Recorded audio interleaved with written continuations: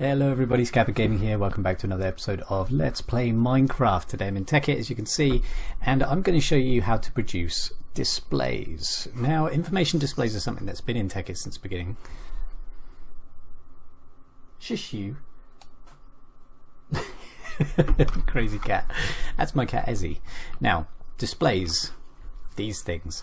Now, you can set up displays to show you numerous things, but I just like them because they're cool. We got the time at the top, which is a very simple display to create. And we have energy status at the bottom here. Now this energy status here is actually telling me the amount of energy inside my MFSU, which is kind of underground here, powering my teleporter.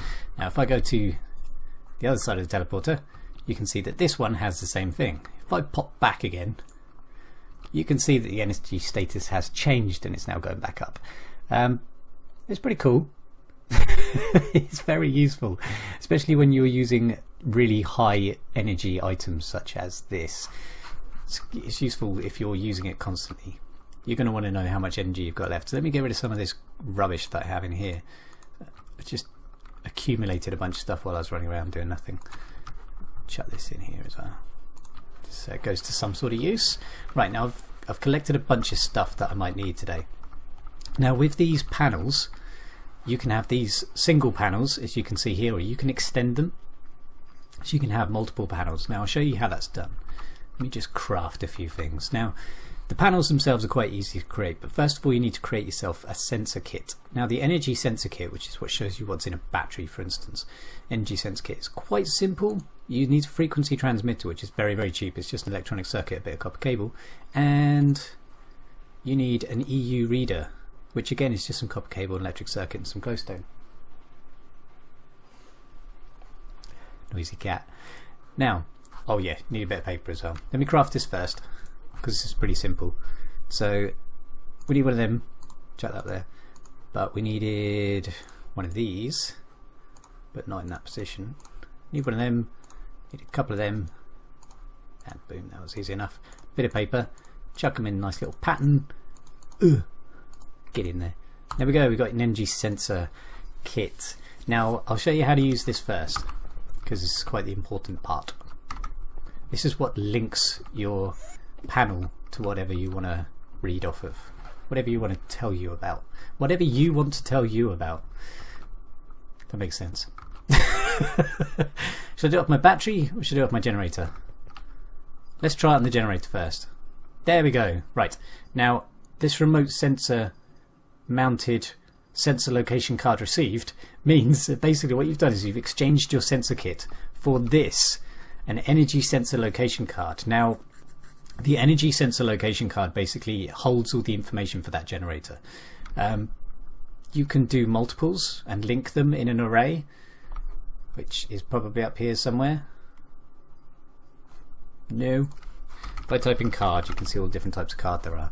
There's a reactor sensor location card. I don't know what that does because I've just linked to a reactor. I suppose that's a nuclear reactor, not a generator. Energy sensor location card, which tells me about the energy in there. There's a counter sensor location card, which I suppose like tells you how many items are in something. Liquid generator. I don't know because I've just linked generator. Energy array. Energy array is what links to more than one item at a time, and I don't know how to produce that.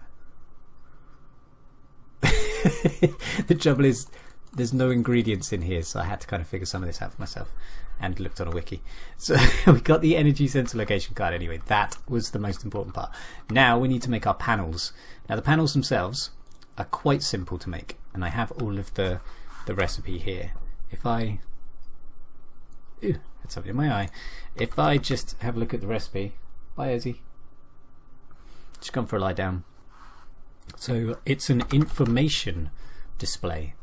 Industrial information panel. Yes, there's no display, there's no screen in the word, it's information panel, which is kind of why I've never seen it before.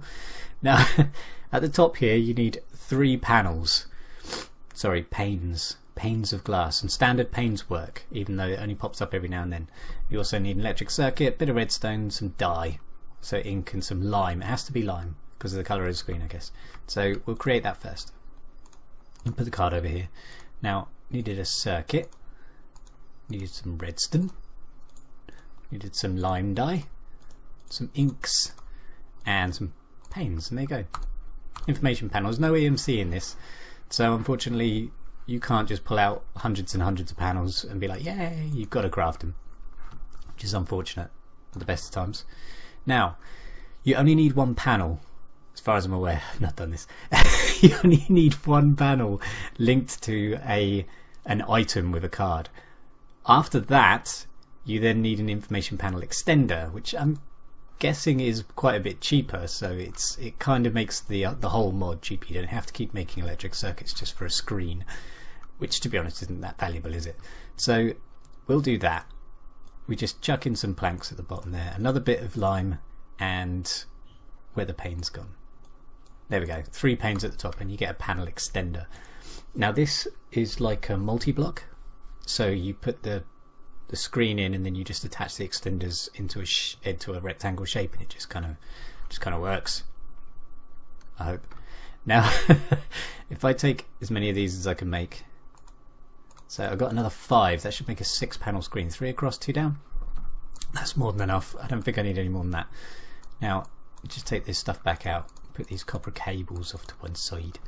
Now the other thing that you might need to make is a range upgrade. Now I'll show you how to do this, and the reason for this is because the screens are wireless, but they don't have an unlimited range.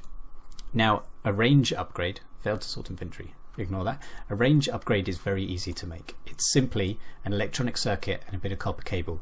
That will give you the frequency transmitter, which we've seen before. So no big deal, that's for the teleporters in the last episode.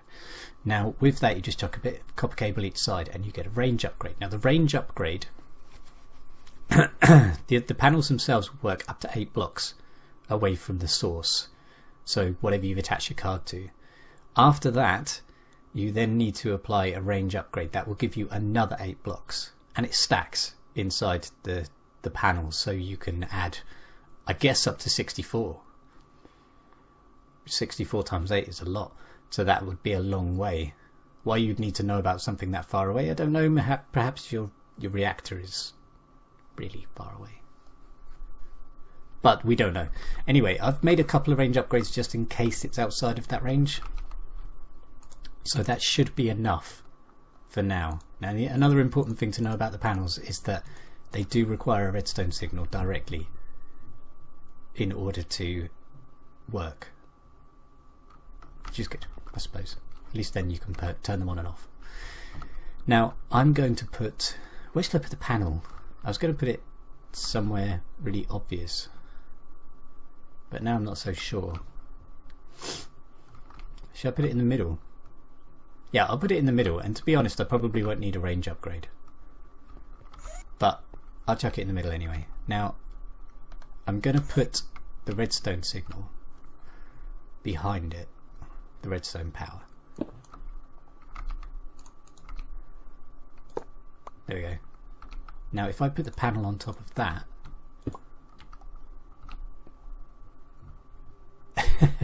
and put these panel extenders next to it, hey look, they're all getting, you can see that they turn on. There we go. When they're light green they're on, otherwise they're dark green. Now if I put this card in here and call it reactor 1, there you go. There we go. Reactor 1, energy 0. Fill 0%. Really? Let's have a look. He's right. I actually thought it was on. Okay, so if I now activate this reactor, make sure it's got fuel. Yeah, it's got fuel. Let's see what it does.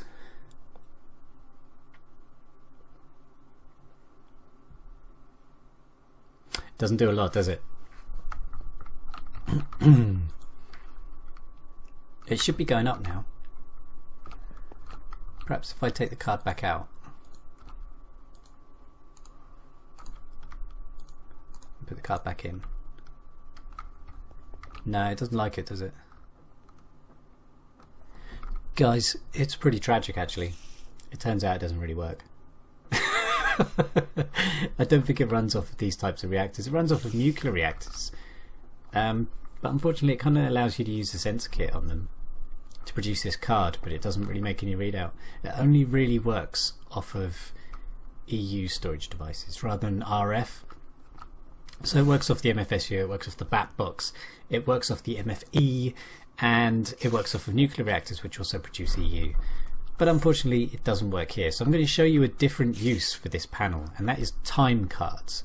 Now a time card still needs to be produced, so I'm going to quickly show you how to do that, and then I can use this big panel for the time, which is kind of cool. Now time card requires a clock and an electronic circuit. We all know that's easily done. Electronic circuit, easy. Time clocky thingy thing. So we need some redstone. Oh, I need a couple of bits of redstone, and I need a clock. Now, where's that? There you go. That's all EMCable, so that shouldn't be too difficult for you to build. Now if I put this in here, make another one of our little circuits, boom, boom, we get that. We put one of these up here with that one, and we get ourselves a time card. Now a time card is just that. It produces the in-game Minecraft time, so don't expect it to be like real world time. No. So if I just chuck this in here, time card, bam, that's how we roll. The time is, it's becoming evening. Yes it is, it's 10 past 5. Now you can put this on 12-hour or 24-hour mode, so you can have this with a nice little PM on the end. You can take off the time bit on the front, so it just is obviously the time anyway, so you could have it like that with PM going. Or you could write something up here like nearly dark. Nearly dark. There you go. I mean, it's not always going to be true, is it? It's probably silly. So the clock. There you go. The clock. Now you can write what you want up there. I don't really care. But the point is, you can have a 24-hour clock. You can take off the bit on the end, and you could just have 6:02. And that is probably what I'll leave that as, because why not? Makes perfect sense. Chuck some carpenter's slopes on the end with some brick, and it'll just kind of blend in with everything else. Look pretty sweet. It look pretty sweet. You know it to be true. I need to do that. So that is how you use displays. It is a shame that we can't get it working with the reactor and the battery. I had a look on the wiki and everything. I couldn't find a place that would tell me how that works, and I'm pretty sure it's because it's limited to EU. Anything with an RF in it just doesn't seem to work. But it is really, really useful for your MFSUs, your BAT boxes, and your MFEs, and nuclear reactors if you have them, which I don't because I've got these big reactors instead. I hope it was useful in some way. I hope you guys can make these super epic massive panels and look really, really cool for your friends.